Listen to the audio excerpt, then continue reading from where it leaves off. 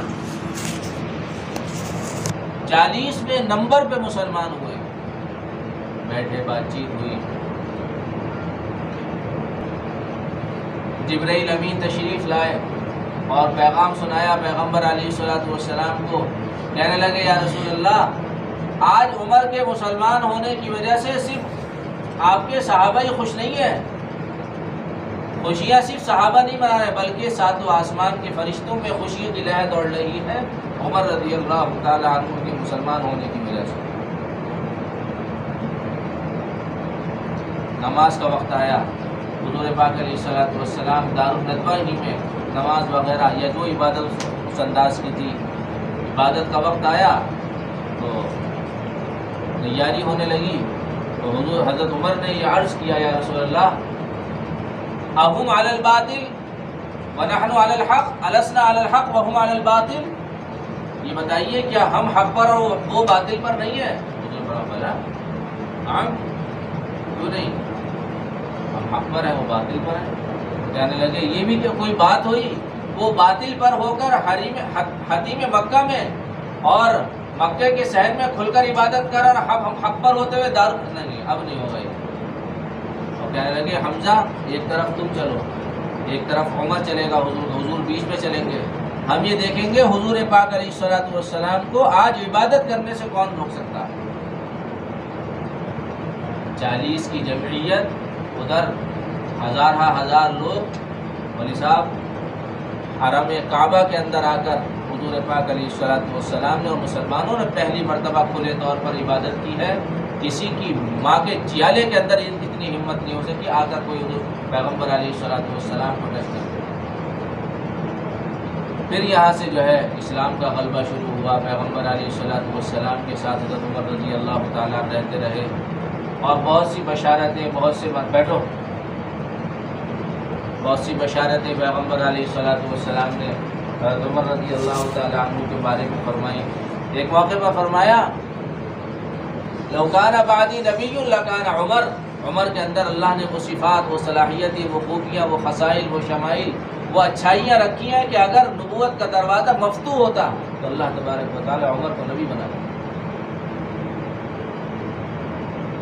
ملہم ہذہ الامہ عمر بن الخطاب رضی اللہ تعالی عنہ کہا گیا، اس امت کا ملہم عمر بن خطاب ہے۔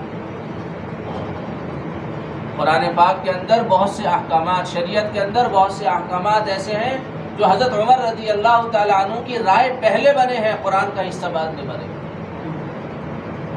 اللہ کے نبی علیہ الصلوۃ والسلام پر آیت نازل ہوئی وَلَقَدْ خَلَقْنَا الْإِنسَانَ مِنْ سُلَالَةٍ مِنْ طِينٍ ثُمَّ جَعَلْنَاهُ نُطْفَةً فِي قَرَارٍ مَكِينٍ ثُمَّ خَلَقْنَا النُّطْفَةَ عَلَقَةً فَخَلَقْنَا الْعَلَقَةَ مُضْغَةً فَخَلَقْنَا الْمُضْغَةَ عِظَامًا فَكَسَوْنَا الْعِظَامَ لَحْمًا ثُمَّ أَنشَأْنَاهُ خَلْقًا آخَرَ۔ یہ آیت یہاں تک نازل ہوئی، حضور پاک علیہ الصلوۃ والسلام نے اس آیت مبارکہ کو حضرت عمر کو سنایا کہ عمر کیا شاندار اللہ نے آیت نازل کی، وَلَقَدْ خَلَقْنَا الْإِنسَانَ مِنْ سُلَالَةٍ مِنْ طِينٍ ثُمَّ جَعَلْنَاهُ مِنْ قَرَارٍ مَكِينٍ ثُمَّ خَلَقْنَا النُّطْفَةَ عَلَقَةً فَخَلَقْنَا الْعَلَقَةَ مُضْغَةً فَخَلَقْنَا الْمُضْغَةَ عِظَامًا فَكَسَوْنَا الْعِظَامَ لَحْمًا ثُمَّ أَنشَأْنَاهُ خَلْقًا آخَرَ۔ حضور یہاں پر رکے، فوراً حضرت عمر کی زبان سے نکلا فَتَبَارَكَ اللَّهُ أَحْسَنُ الْخَالِقِينَ۔ تبارک اللہ، ابھی تک یہ جملہ قرآن کا حصہ نہیں بنا تھا، عمر کی زبان سے یہ جملہ نکلا، حضرت جبرائیل وحی لے کر آ گئے فتبارک اللہ احسن الخالقین، اے نبی جی اس جملے کو قرآن کا حصہ بنا لیجیے۔ یہ جملہ عمر کی زبان سے پہلے نکلا ہے، قرآن کا حصہ بعد میں۔ اسارہ بدر کے تعلق سے پیغمبر علیہ الصلوۃ والسلام نے مشورہ کیا کیا کرنا چاہیے۔ حضرت ابو بکر رضی اللہ تعالی عنہ کی رائے یہ آئی کہ مسلمان قسم پرسی کے حال میں ہیں، ان لوگوں سے فدیہ لے کر ان کو چھوڑ دیا جائے۔ خود حضور پاک علیہ الصلوۃ والسلام کی رائے بھی ذرا نرمی کرنے کی تھی، فلاں سے پوچھا، فلاں سے پوچھا، فلاں سے پوچھا، ہر ایک کی رائے پیغمبر علیہ الصلوۃ والسلام کے موافق۔ حضور علیہ الصلوۃ والسلام نے اپنا روح سخن متوجہ کیا حضرت عمر کی رائے، عمر تمہاری کیا رائے؟ یا رسول اللہ میری رائے ذرا الگ سی ہے، بتاؤ عمر۔ یا رسول اللہ میری رائے یہ ہے کہ ان اسارہ بدر میں سے جو رشتہ دار جس مسلمان کا ہے اس رشتہ دار کو اس مسلمان کے حوالے کر دیا جائے، وہ مسلمان اپنے رشتہ دار کے اپنے ہاتھ سے گردن اڑا دے، کوئی رعایت نہیں کی جائے۔ پاک علیہ السلام خاموش ہو گئے۔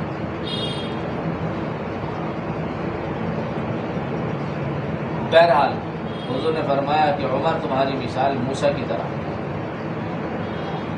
تمہاری مثال، اور ابوبکر تمہاری مثال عیسیٰ کی طرح۔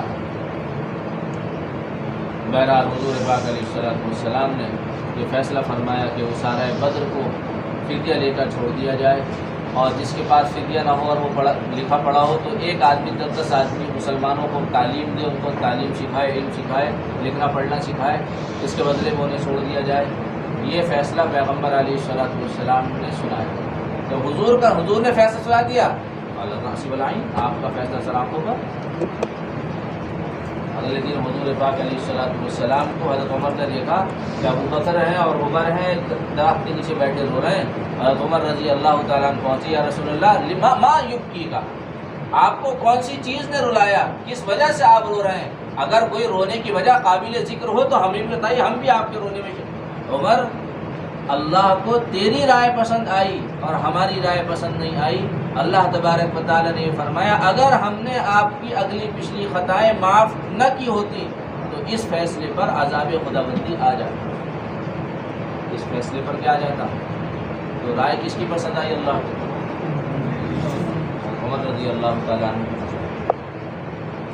حضرت عمر پہنچے حضور کی خدمت میں، یا رسول اللہ یہ شراب براب معاشرے کے اندر نہیں ہونی چاہیے، ختم ہونی چاہیے، بین لنا بیانا شافیا یا رسول اللہ، یا رسول اللہ ہمارے لیے کوئی بیان شافی بیان کریے، کوئی واضح بیان آپ صادر فرمائیے، سمجھ میں نہیں آتا مسلمانوں شراب پی کے بہکی باتیں کریں۔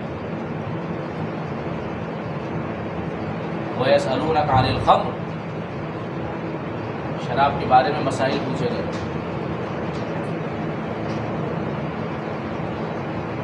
اللہ تبارک و تعالیٰ نے نازل فرما دیا کہ ہاں فائدہ بھی ہے نقصان بھی ہے، وہ اسمہ اکبر من، فائدہ کم ہے نقصان زیادہ۔ بات سب سمجھ میں نہیں آئی، اللہ سے دعا کریے اللہ تبارک و تعالیٰ کوئی بیان شافی نازل فرمائے۔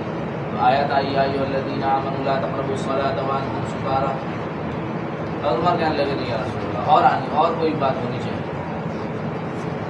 پھر آخر میں اللہ تبارک و تعالیٰ نے حکم نازل فرمایا، یا ایھا الذین آمنوا انما الخمر والمیسر والانصاب والازلام رجس من عمل الشیطان، مطلق طور پر شراب کو حرام کر دیا گیا، اور منشا کس کی تھی؟ حضرت عمر۔ حرمت شراب اور خمر بھی کس کی منشا پر آئی ہے؟ حضرت عمر کی منشا پر۔ حضرت عمر کہنے لگے، یا رسول اللہ یہ بات سمجھ میں نہیں آتی کہ ہماری خواتین بے پردہ پھریں، ہماری خواتین بے پردہ پھریں، یہ بات سمجھ میں۔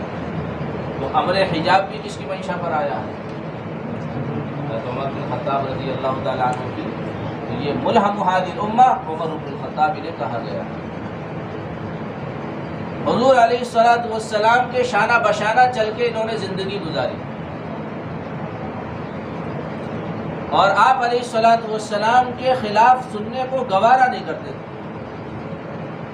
بس جہاں کہیں کسی نے پیغمبر علیہ السلام کے خلاف کوئی عمل کیا، فوراً یا رسول اللہ اذن لنا اضرب عنقہ، آپ مجھے اجازت دیں میں اس مردود کی گردن تن سے جدا کر دوں۔ برداشت نہیں تھی پیغمبر علیہ السلام کے خلاف، بڑے سخت آدمی تھے۔ حضور کی وفات کے بعد حضرت ابوبکر خلیفہ بنے، اور حضرت ابوبکر رضی اللہ تعالیٰ عنہ کا جب زمانہ آخری آیا تو حضرت ابوبکر رضی اللہ تعالیٰ عنہ نے تحریر لکھی اور اسے بند کر دیا اور صحابہ کو بلایا۔ اس میں عبد الرحمن ابن عوف بھی تھے، حضرت عثمان بھی تھے، حضرت علی بھی تھے، اور بڑے بڑے صحابہ، اور یہ کہا کہ تم بیعت کرو میرے ہاتھ پر، تم وعدہ کرو مجھ سے کہ میں نے اس تحریر میں، اس خط میں جو لکھا، جس کا نام لکھا ہے، تم اسے میرے بعد خلیفہ بناؤ۔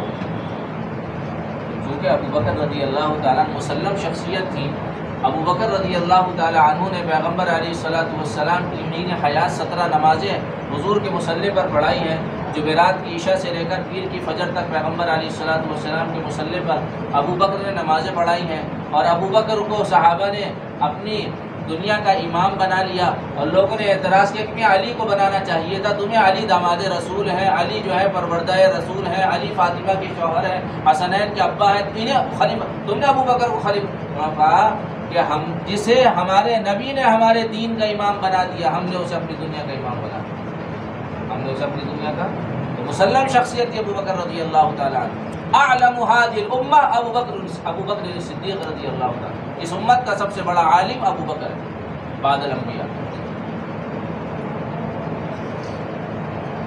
وہ اعتماد تھا کہ ابو بکر تم نے جو بات لکھی ہوگی وہ غلط نہیں ہو سکتی۔ ہم نے کہا ٹھیک ہے، ہم وعدہ کرتے ہیں آپ نے خلیفہ کی نامزدگی کے لیے جس آدمی کا نام تجویز کیا ہوگا ہم اس پر متفق ہیں، اور آپ سے عہد اور وعدہ کرتے ہیں کہ ہم اسے اپنا خلیفہ مانیں۔ آپ نے فرمایا کھول کے پڑھو میرے سامنے۔ جب کھول کر وہ تحریر پڑھی گئی اور اس میں نامزدگی کا نام آیا عمر بن خطاب کا، صحابہ کود پڑے۔ صحابہ نے بعض صحابہ نے ابو بکر رضی اللہ تعالیٰ عنہ سے بڑی سخت بات کہی اور یہ کہا ابو بکر تمہیں اللہ سے اس موقع پر ڈرنا چاہیے، کل اللہ تبارک و تعالیٰ پوچھے گا مسلمانوں کا امیر ذمہ دار کسے بنا کر آئے؟ اللہ کے یہاں کیا جب عمر کو بنا کے جا رہے ہو؟ عمر جیسا سخت آدمی کیا کرے گا؟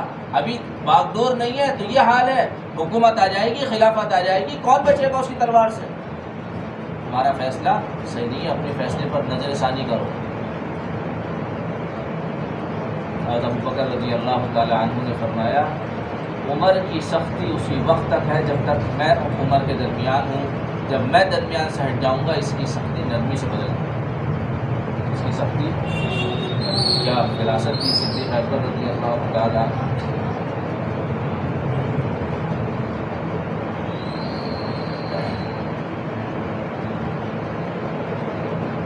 حضرت ابو بکر رضی اللہ تعالی عنہ کی وفات کے بعد ایسی حیرت انگیز تبدیلی مزاج میں نرمی حضرت عمر رضی اللہ تعالی عنہ کے پیدا ہوئی کہ خطبہ دیا پہلے دن مسجد نبوی کے اندر اور یہ کہا کہ بیت المال خلیفہ کا، خلیفہ کے باپ کا، کسی کی کوئی جاگیر نہیں ہے۔ خطبہ دے کے اتر گیا، کسی نے کچھ نہیں کہا۔ دوسرے دن خطبہ دیا بیت المال ہمارا، ہمارے باپ کا، کسی کا کوئی اجارہ نہیں ہے۔ خطبہ دیا اتر گئے، کسی نے کچھ نہیں کہا۔ تیسرے دن بھی خطبہ دیا، خطبہ اور خطبے میں بات کہی کہ بیت المال امیر المومنین عمر کا ہے اور اس کے باپ کا ہے، کسی کا کچھ نہیں ہے۔ ایک آدمی کھڑا ہوا، بعض روایت میں ایک عورت کھڑی ہوئی، اس نے کہا اگر سیدھے چلو گے سر پر بٹھائیں گے ورنہ اپنی تلوار سے تمہیں سیدھا کر دیں گے۔ عمر رضی اللہ تعالیٰ کہنے لگے اللہ کا فضل ہے کہ اس امت میں ایسے لوگ موجود ہیں کہ جو عمر کے ٹیڑھا چلنے پر عمر کو صحیح کرنے کی جسارت رکھتے۔ یہ مزاج کی نرمی کی بات ہے، مزاج کی نرمی کی بات ہے۔ وہ مشہور واقعہ کہ بچے کھیل رہے تھے، ان سے پوچھا اس کی ماں سے کیوں کہہ رہے ہو تو اپنا کام کرو، تو بتاؤ تو صحیح کہ ہمارا فیصلہ اور عمر بن خطاب کا فیصلہ تو قیامت میں ہوگا۔ تو اپنی کمر پہ لاد کر سامان لائے، کھانا بنایا، بچوں کو کھلایا اور پھر دور جا کے بیٹھ گئے۔ حضرت رافع کہنے لگے حضرت تشریف لے چلے، کیوں بیٹھے؟ نہیں، میں نے عمر نے ان بچوں کو روتا ہوا دیکھا ہے، عمر چاہتا ہے ان کو ہنستا ہوا بھی دیکھے، عمر ان کو ہنستا ہوا بھی دیکھے۔ کبھی اپنی بیوی کو لے کے جا رہے ہیں اور بچے کی ولادت کروا رہے ہیں۔ یہ کیا ہے؟ یہ مزاج کی تبدیلی کی بات ہے، مزاج کے نرم ہونے والی بات ہے۔ اور بے شمار واقعات حضرت عمر بن خطاب رضی اللہ تعالی عنہ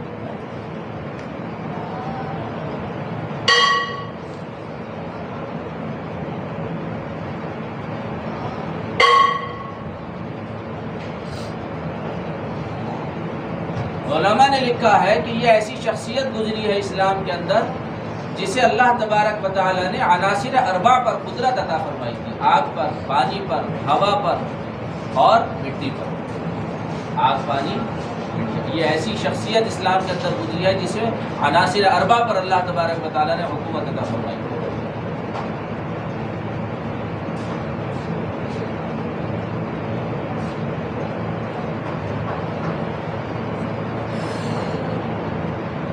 تواضع میں، عاجزی میں، انکساری میں اور سنت کی پیروی میں ضرب المثل شخصیت ہے۔ اسلامی انصاف اور عدل کے اندر مثالی شخصیت حضرت عمر رضی اللہ تعالی عنہ کی گزری ہے۔ جب دمشق ملک شام تشریف لے گئے حضرت عمر رضی اللہ تعالیٰ عنہ تو اونٹ پر سوار تھے، تو خادم سے یہ کہا کہ بھائی 2 آدمی ایک اونٹ پر ایک ساتھ تو سوار ہو نہیں سکتا، اللہ کے نبی نے منع فرمایا، اونٹ کو تکلیف ہوگی، جانوروں کو تکلیف ہوگی۔ یہ کیا ہوگا کہ نوبت سوار ہو، ایک منزل تم سوار ہو، ایک منزل ہم سوار ہو، ٹھیک ہے صاحب۔ اب جو باری شروع ہوئی، ملک شام کے اندر جو جانے کا نمبر آیا تو غلام کے اوپر بیٹھنے کی باری تھی، حضرت عمر کی نیچے نکل پکڑ، غلام کود پڑا اور 10 بستہ گزار، حضرت یہ مجھ سے نہیں ہو سکتا، شاہان مملکت آپ کا انتظار کر رہے ہیں۔ ان کے پادریوں کے ہاتھوں میں کتابیں ہیں، وہ عمر بن خطاب کے اوصاف اپنی کتابوں میں ملا رہے ہیں، دیکھ رہے ہیں، اور سارے جو ہے وہ وزراء اور سارے بڑے رؤساء موجود ہیں، ان کی موجودگی میں آقا چلے نیچے اور خادم چلے اوپر، یہ نہیں ہو سکتا۔ حضرت میں اپنی باری آپ پر نشاور کرتا ہوں، آپ تشریف رکھیں، خادم چلے، یہ نہیں ہو سکتا۔ جو بات طے ہو گئی اس کے خلاف نہیں ہوگا۔ جوتے اپنے لیے ہاتھ میں پانچے اوپر کرے اور اسی حال میں اونٹ لے کر پانی میں نکل کر اور دریا کو پار کیا، تو لوگوں نے پوچھا یہ بتاؤ تم میں خلیفہ کون ہے، اوپر والا نیچے والا؟ جی اوپر والا خادم ہے، خلیفہ نیچے والا۔ یہاں ہماری کتابوں میں یہ لکھا ہے کہ اس شہر کو وہی فتح کرے گا جو ایسا خلیفہ ہوگا جو نیچے چل رہا ہوگا، اس کا خادم کہاں ہوگا؟ ظاہر بات ہے ایسا سلوک وہی کر سکتا ہے جس کے دل میں اسلام اور پیغمبر اسلام علیہ السلام کی سچی عقیدت، کوئی بات نہیں ہے، لیکن ہم وہ کریں گے جو ہمارا آپس میں طے ہو گیا۔ ایک مرتبہ مچھلی کھانے کی خواہش ظاہر کی تو ساتھیوں نے جو ہے وہ مچھلی کا انتظام کیا، ایک آدمی کو آنن فانن اونٹ پہ بھیجا، بڑی دور سے بھاگتا ہوا گیا، مچھلی لے کر آیا۔ اب تیز جانے اور آنے کی وجہ سے اونٹ ہانپ گیا، اسے جلدی کھڑا کیا، اس کو جلدی پہنچا، اس کا پسینہ پہنچا، حضرت عمر کے سامنے مچھلی بن کے آ گئی۔